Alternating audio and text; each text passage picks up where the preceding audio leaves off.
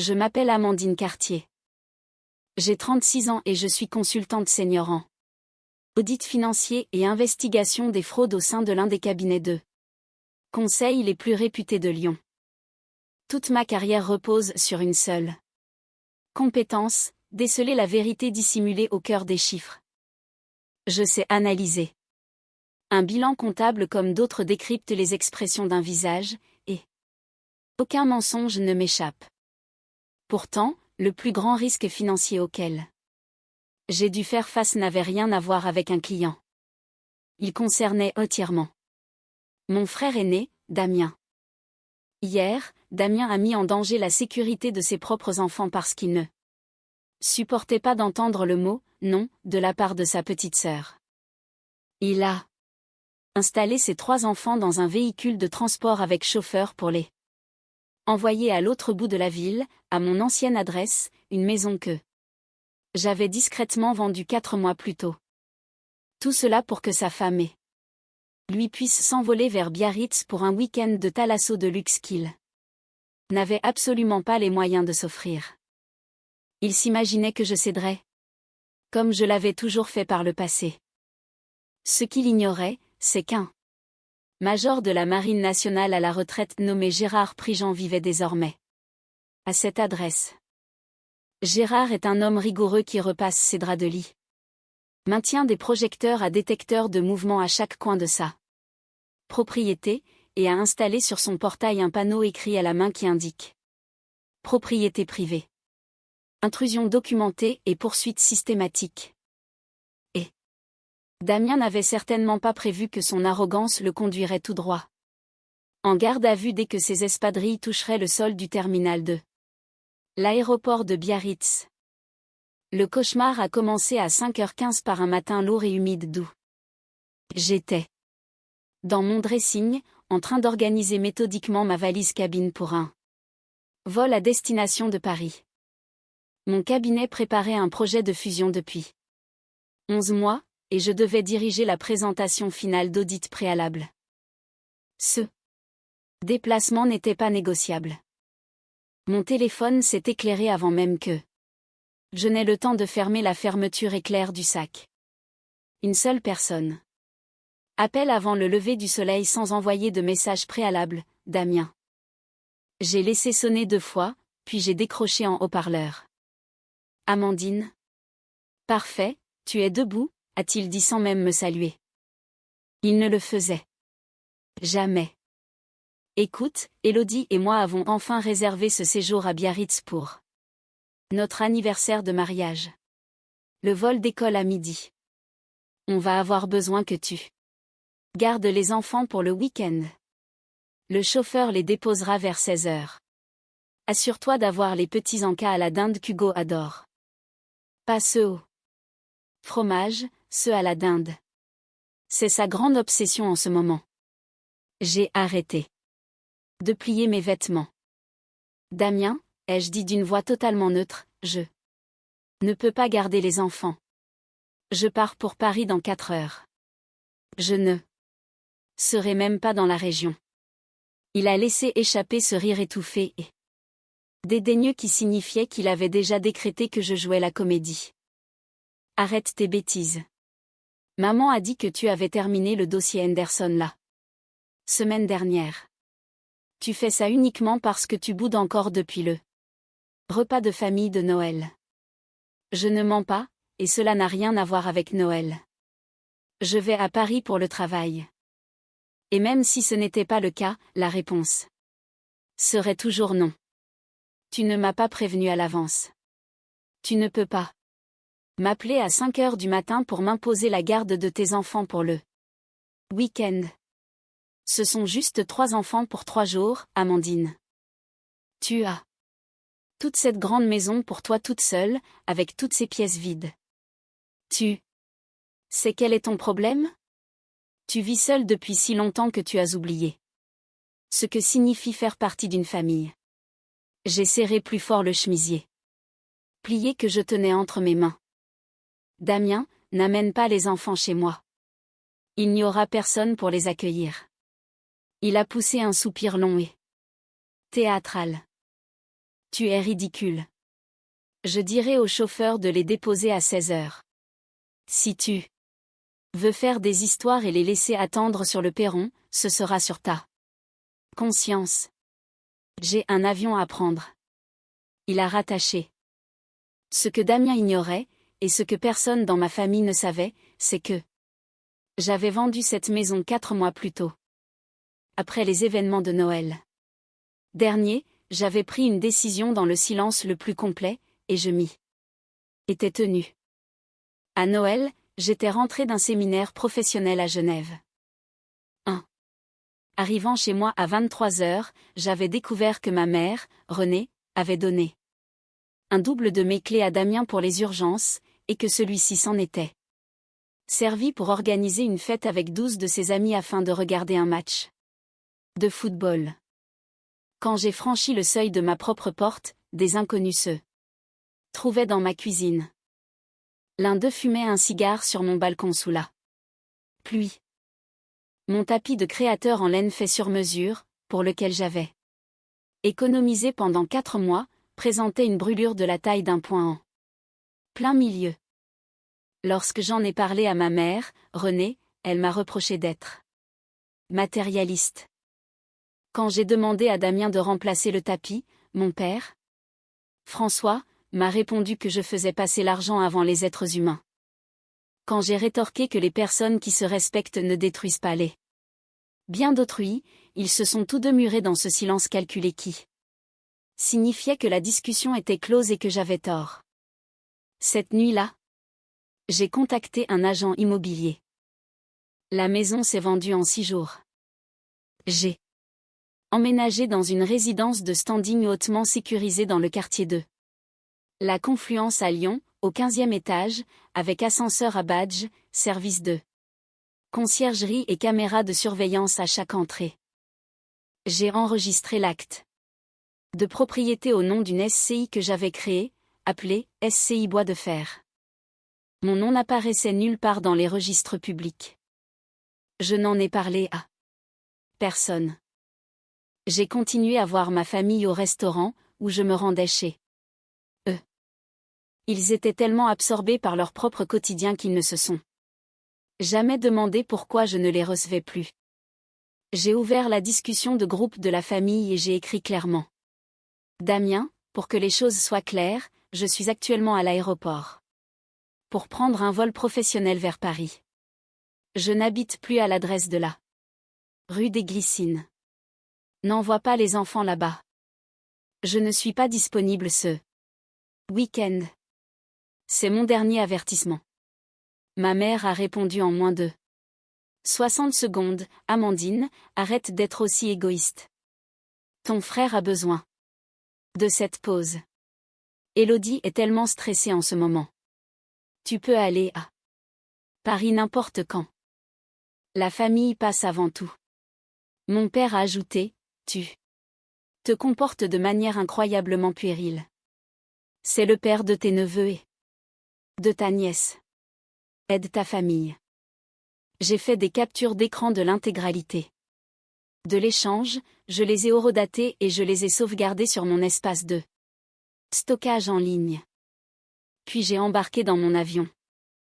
À 16 heures cet après-midi-là, alors que je me trouvais quelque part en plein vol au-dessus de la Bourgogne, un chauffeur de VTC nommé Thierry s'est garé devant le 24 rue des Glycines avec 3 enfants sur la banquette arrière. Hugo, 10 ans, Léa, 8 ans, et la petite Zoé, 5 ans, qui serrait contre elle son éléphant en peluche nommé Cacahuète. Le quartier avait bien changé depuis que j'y habitais. Le jardin fleuri que j'entretenais avait disparu. Le paillasson d'accueil et les carillons éoliens n'étaient plus là. À leur place se trouvaient des haies taillées au cordeau, une allée de gravier parfaitement dessinée et un portail arborant un panneau plastifié, démarchage interdit. Propriété privée. Accès réservé aux personnes autorisées. Thierry a déverrouillé les portières. Il a regardé la maison sombre. Il a regardé les 3 enfants. Il a de nouveau regardé la maison silencieuse. Hugo est descendu le premier. Il était assez grand pour sentir que quelque chose clochait. Il a tout de même sonné une fois. Puis une deuxième. Il a ensuite frappé à la porte. À l'intérieur, le major à la retraite Gérard Prigent se trouvait dans son bureau, en train de réviser des dossiers administratifs d'anciens combattants. C'était un homme qui avait passé 28 ans au sein de la Marine nationale française. Il avait participé à plusieurs opérations extérieures. Il ne croyait pas aux coïncidences et détestait les imprévus.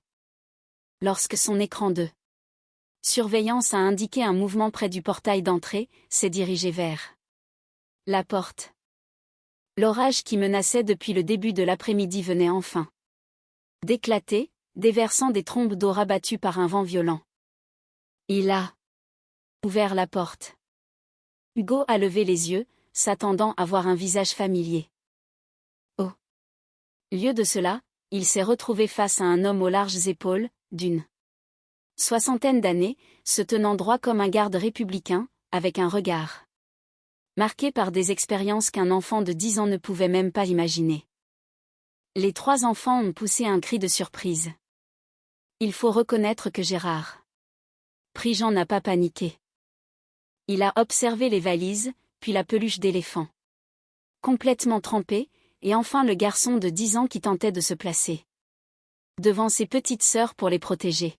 « Qui êtes-vous, les enfants » a-t-il demandé d'une voix ferme mais bienveillante. « Je m'appelle Hugo, » est parvenu à articuler le garçon. « Nous cherchons notre tante Amandine. Elle habite ici. » Les traits de Gérard se sont crispés. « Amandine Cartier ?» ?»« Oui, monsieur. Mon garçon, Amandine Cartier m'a vendu cette maison il y a 4 mois. » Le visage d'Hugo est devenu livide. « Entrez vite, » a dit Gérard, en s'écartant pour ouvrir grand la porte. Avant d'attraper une pneumonie. Tous. Les 3, allez, entrez. Ils se sont avancés en frissonnant. Il a verrouillé la porte, a contemplé les 3 enfants tremblants dans son entrée, et a ressenti dans sa poitrine une colère qu'il n'avait pas éprouvée depuis ses dernières missions actives. Quelqu'un avait installé des mineurs dans une voiture, avait demandé au chauffeur de repartir et était parti en vacances. Il a immédiatement décroché son téléphone pour composer le 17. J'ai atterri à l'aéroport de Paris-Charles de Gaulle avec 41 appels manqués. Ma mère, mon père, et Damien à 14 reprises, ainsi qu'un message vocal d'un enquêteur de la police nationale de Lyon qui m'a glacé le sang. Je suis resté immobile sur la passerelle de débarquement pour l'écouter à 2 reprises. J'ai immédiatement contacté mon avocate, maître Patricia Vasseur, une femme méticuleuse, redoutable et qui valait chacun de ses honoraires, pour lui demander de me rejoindre au commissariat. J'ai ensuite réservé le premier vol de retour pour Lyon. Ce billet de dernière minute m'a coûté 1 800 €, mais je n'ai pas hésité une seconde. J'ai passé tout le vol à me préparer, à organiser l'épreuve, à rassembler les relevés horodatés, les actes de transfert de propriété et les captures d'écran de notre discussion familiale. Lorsque l'avion s'est posé, mon dossier était complet. Patricia m'attendait au niveau de la récupération des bagages. Damien et Élodie avaient été interpellés à l'aéroport de Biarritz, Pays Basque à l'instant même où leur avion avait atterri. Elle m'a brièvement exposé la situation pendant que nous marchions. Ils sont poursuivis pour délaissement de mineurs de moins de 15 ans et mise en danger délibéré de la vie d'autrui. Ils sont en cours de transfert sous escorte policière vers Lyon. Tes parents sont actuellement au commissariat. Ils tentent de récupérer les enfants, mais l'aide sociale à l'enfance s'y oppose fermement. En attendant les conclusions de l'enquête policière. Le commissariat sentait le café froid et la lumière artificielle des néons. Dans le hall d'accueil, mes parents se tenaient là comme des diplomates offensés, ma mère vêtue de son plus beau manteau de cérémonie, mon père pointant un doigt accusateur vers le policier à l'accueil comme si le bâtiment lui appartenait. Quand je suis entré, le brouhaha s'est arrêté net, et le visage de ma mère s'est décomposé. La voilà, a dit mon père d'une voix tremblante d'indignation. Voilà la responsable de tout ce désastre. Je lui avais dit de ne pas les envoyer là-bas, ai-je répondu calmement. J'ai envoyé un message écrit pour vous prévenir. Vous avez menti. Ma mère a sifflé entre ses dents en faisant un pas vers moi. Tu as caché le fait que tu avais vendu cette maison. Tu lui as tendu un piège. Tu voulais qu'il échoue. Mon père a levé la main pour me menacer. Patricia s'est immédiatement interposée entre nous, avant qu'il ne puisse faire le moindre geste. Sans élever la voix, elle a simplement déclaré, Monsieur Cartier, vous êtes dans un commissariat de police. Si vous touchez à ma cliente, je m'assurerai que vous soyez menotté. Avant même que votre main ne redescende. M'avez-vous bien comprise? Il a lentement rabaissé le bras, jetant un coup d'œil aux policiers qui observaient la scène derrière leur guichet, puis a ajusté le col de sa veste. Tu as gâché sa vie, a sangloté ma mère. Il voulait juste un week-end de repos. Il a abandonné ses enfants sous un orage, ai-je répliqué. Ce n'est pas de mon fait. Ce soir-là, mes parents se sont présentés à ma chambre d'hôtel.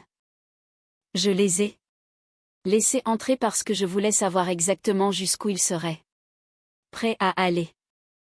Avant d'ouvrir la porte, j'ai activé l'application d'enregistrement vocal de mon téléphone et je l'ai glissé dans la poche de mon peignoir.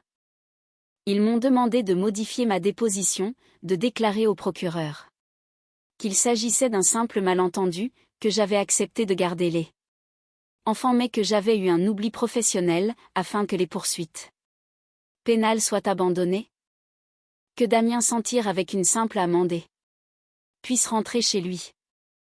Ma mère a alors prononcé les mots qui ont définitivement brisé le dernier lien qui m'unissait à eux, et quand bien même tu perdrais ton travail, Amandine?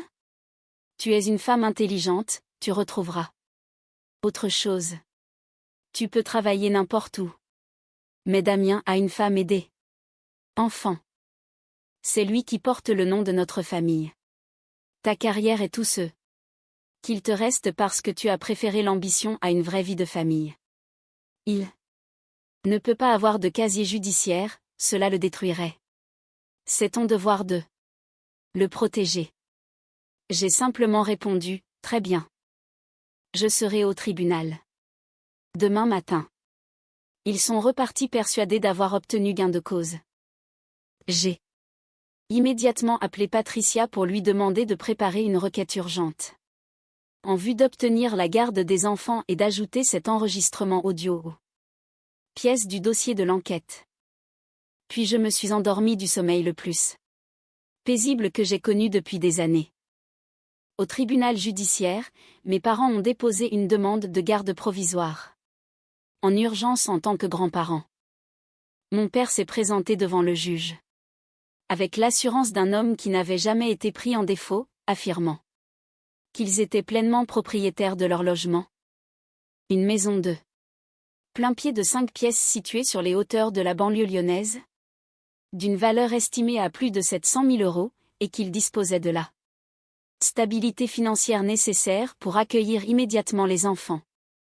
Ce qu'il ignorait, c'est que je connaissais la vérité. 3 ans auparavant, Damien avait accumulé 47 000 € de dettes de jeux de cercle. Mon père avait contracté une seconde hypothèque sur la maison, vidé ses comptes d'épargne de retraite et épuisé ses économies pour couvrir cette somme. 18 mois plus tard, la maison faisait l'objet d'une procédure de saisie immobilière, et l'expulsion par l'huissier était programmée 2 semaines après. J'étais alors intervenu de manière anonyme à l'aide d'une société civile immobilière que j'avais discrètement créée, la SCI Bois de Cèdre. J'avais racheté la maison lors de La vente aux enchères publiques, régler les arriérés d'impôts fonciers et gelés. Avait laissé y résider gratuitement, sans leur réclamer de loyer.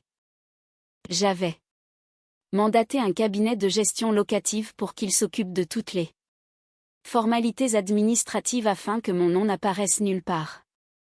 J'avais agi ainsi parce que je ne pouvais pas supporter de voir mes propres parents se retrouver à la rue. Malgré tout ce qu'ils m'avaient fait subir, c'était grâce à moi qu'ils avaient encore un toit au-dessus de leur tête, et mon père venait de mentir sous serment en affirmant qu'il en était le propriétaire. Je me suis levé.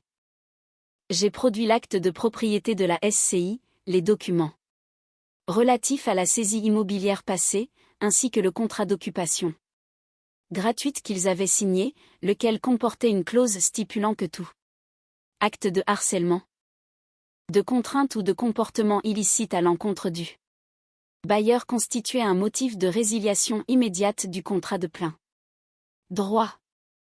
J'ai ensuite diffusé l'enregistrement audio, et quand bien même tu perdrais ton travail, Amandine? Ce n'est qu'un travail. C'est Damien qui assure l'avenir de notre famille. C'est ton devoir. Un silence de plomb s'est abattu sur la salle d'audience, comme si le sol s'était dérobé sous leurs pieds.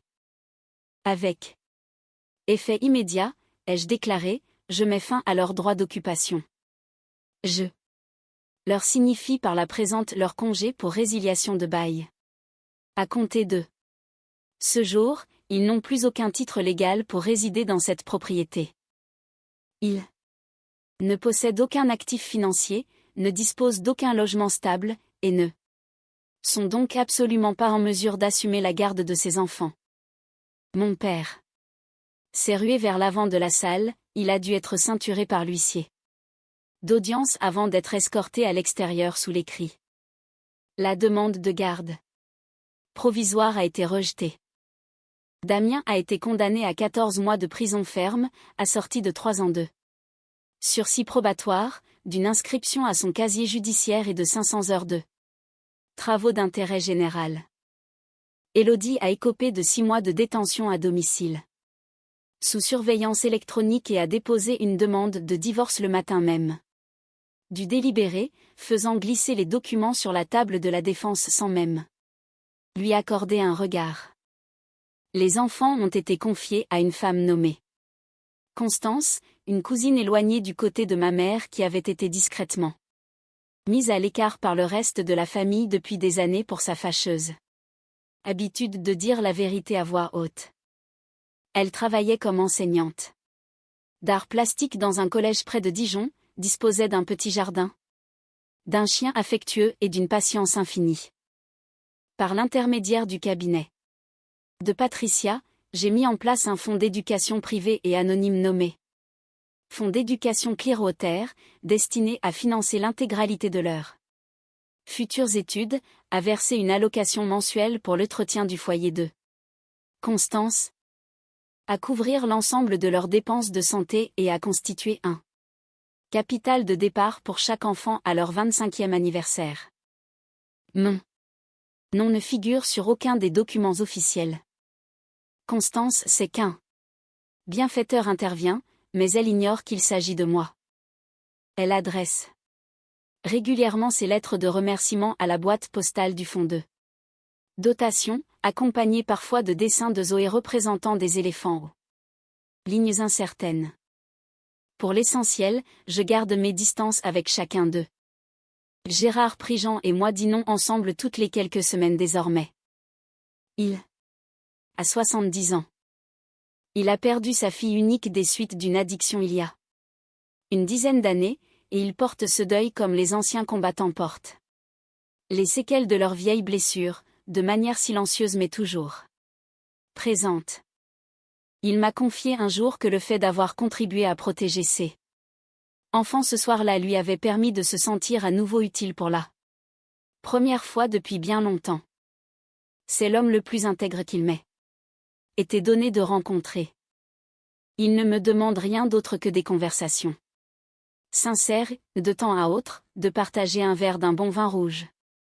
3 mois après le procès, alors que j'étais installé sur mon balcon à observer les lumières de Lyon se teinter d'ambre au crépuscule, j'ai reçu un message provenant du compte de messagerie pénitentiaire de Damien. Amandine? S'il te plaît, réponds-moi. J'ai peur, la situation est difficile ici.